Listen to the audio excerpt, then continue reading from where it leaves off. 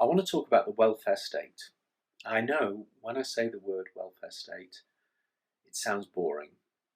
It's a negative kind of word now. But the welfare state is so important.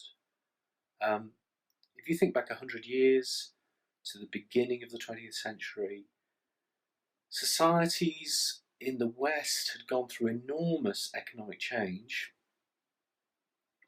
That had led to positive developments and growth in many respects, but enormous fear and insecurity. And it was that fear and insecurity that fed into the huge disasters of the 20th century.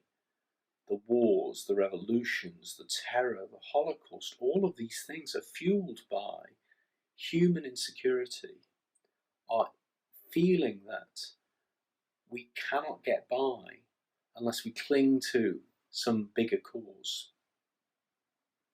So after World War II, many political leaders recognised that we needed to put in place institutions, arrangements that would secure us all, that would make the world a safer place for us all amidst all of this economic development. And we saw enormous progress in the 1940s, the 50s, the 60s, through to the 70s, an increase in wealth and security for many, many millions of people. But then during the 1980s, things started to go wrong.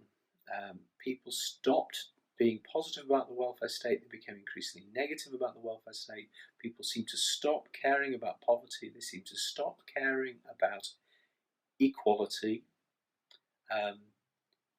And progressively, we've started to think that the problem is the welfare state, and that somehow cutting the welfare state, cutting spending, cutting security programs is some kind of answer. This is a kind of weird way of looking at things, isn't it? I mean, if you took anything else that had been created in the 1940s, you wouldn't say, oh, well, the car we have isn't perfect, therefore let's get rid of it. You'd say, well, why don't we design it better? And that's really the question we should be asking about the welfare state. The welfare state's a good thing, an important thing, but of course we can improve how it's designed.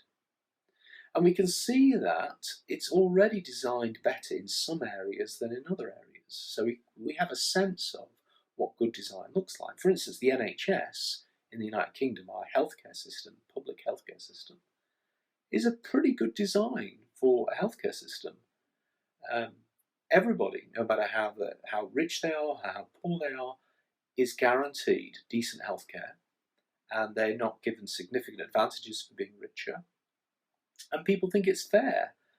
That's why the NHS remains one of the most beloved institutions in the United Kingdom, and why it's well supported by ordinary people, by the poor and by the rich. It's a universal system that everybody values. So that's a good system. We've had other systems, like the disability support system, that have improved over time. They started very badly. So, for instance, for many people with disabilities in the 1940s, 50s, were living in institutions, cut off from the community, unable to live a good life. And what we saw progressively, led by people with disabilities and their families, was a challenge to that system that has led to now, by the 21st century, many people with disabilities in control of their own support, in control of their own lives, with jobs, living full, active lives as equal citizens. So we even know how to improve the welfare state if we put our mind to it. But in many areas, the welfare state has not improved. I would think education is an area which has not seen a lot of improvement. Housing is an area which has not seen a lot of improvement. And things have gone very badly wrong recently. But income security is probably the biggest area where systems have gone badly wrong. Increasingly, the income security system has become stigmatizing, shaming, blaming, treating people on low incomes as if they are less than human. And for many people who don't think they rely on that system, they start to disparage and look down on the people who do need that system. Just think of those terrible programs, Benefit Street, and all of these things that are now used to kind of poke fun at people who need benefits. So this is a disaster. But this is another system where we can actually improve the system. One of the key ideas that would improve the income security system is called basic income.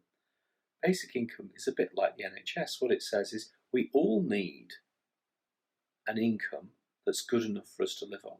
So let's provide that to all citizens from the get-go, and then we'll all pay tax at a fair rate over and above that income. What it does is it says we're all in this together. We're all citizens together. We all need income security together.